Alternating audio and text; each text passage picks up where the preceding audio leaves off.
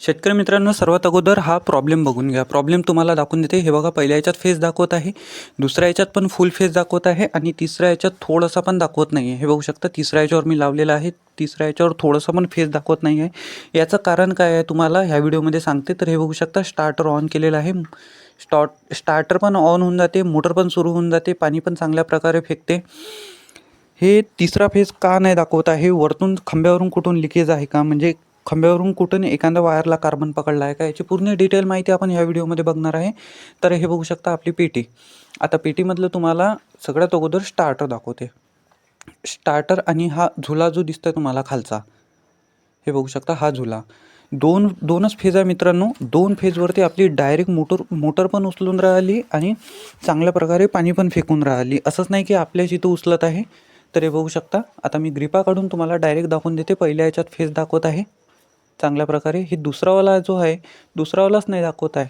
हे बघू शकता, तिसऱ्या ह्याच्यात पण फेज आहे. मधातलाच फेज उडालेला आहे, म्हणजे काहीच दाखवत नाही. परंतु त्याच्यावरच आपलं मोटर पण उचलत आहे, स्टार्टर पण उचलत आहे. असं नाही की उचलते आणि 5-10 मिनटात सोडून देते. चांगल्या प्रकारे मोटर चालत आहे, म्हणजे 4-5 घंटे मोटर चालते. जेवढ्या वेळेस आपली चांगली लाईन राहील तिथपर्यंत आपली मोटर चालणार आहे. तर हे बघू शकता तुम्ही, 2 याच्यात फेज आहे, एका याच्यात फेज दाखवत नाही आहे. तर तुम्हाला एक शंका असेल की वरतून आपला वायर निघाला असेल, या ग्रिपच्या वर जो काळा ब्लॅकवाला वायर दिसत आहे तुम्हाला, त्याच्यामध्ये पण मी थोडंफार, माझ्याकडे एक पेचकस होता, पेचकस घालून त्याला हलवण्याचा प्रयत्न केला होता. हे बघू शकता तुम्ही, थोडंसं हलवडुलव केलं तरी पण ते त्याच्यामध्ये चांगल्या प्रकारे फिट असल्यामुळे ते काही विषयच नाही आहे ते जडण्याचा वगैरे. इथून पण ओके आहे. आता तुम्हाला डायरेक्ट खांब्यावरून दाखवून देते.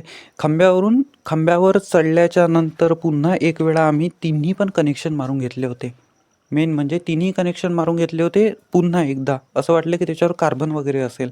हाच प्रॉब्लेम आपल्या इथे येऊन राहिला होता. आता दुसऱ्याच्या पेटीवर जाऊन बघितलं, शेताला शेत लागून आहे. तर हे बघू शकता, तिथे पहिल्या ग्रिपमध्ये फुल लाईट लागत आहे आपल्या टेस्टरमध्ये, हे बघू शकता तुम्ही. आणि दुसऱ्या ग्रिपमध्ये तुम्हाला दाखवून देते, हे बघू शकता, चांगल्या प्रकारे लाईट लागत आहे. आणि तिसऱ्या ग्रिपमध्ये बघू शकता तुम्ही, काहीच लाईट लागत नाही आहे. म्हणजे सेम प्रॉब्लेम हा सगळीकडेच आहे.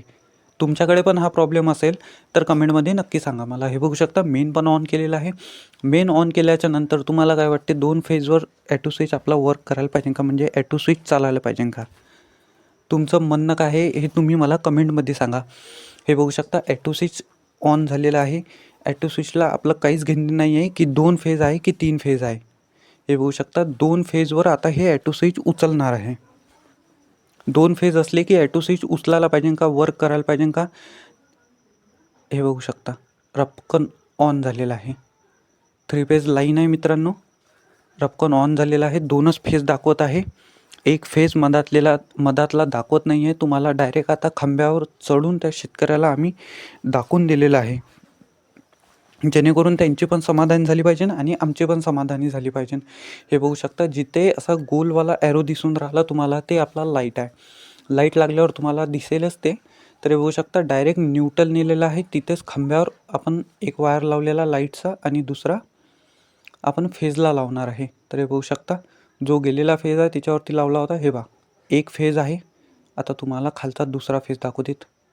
हे बघू शकता, दुसरा पण फेज आहे. जो तिसरा फेज नाही आहे मित्रांनो, तो हा आहे. हे बघू शकता, लाईट लागला का, नाही लागला. तिसऱ्या फेजवर आपला लाईट लागून नाही राहिला, म्हणजे हे डीपीतूनच प्रॉब्लेम आहे मित्रांनो. सगळीकडेच लाईन तशी खराब चालू आहे सध्या, आमच्या इकडे तर चालूच आहे. तर हे बघा, याच्यावर किती HP पर्यंत मोटर चालते तर तुम्हाला सांगून देते. 3 किंवा 5 HP पर्यंत, जास्तीत जास्त 3 किंवा 5 HP पर्यंत याच्यावर मोटर चालते. चांगल्या प्रकारे पाणी पण फेकले, स्प्रिंकलर पण उडवते.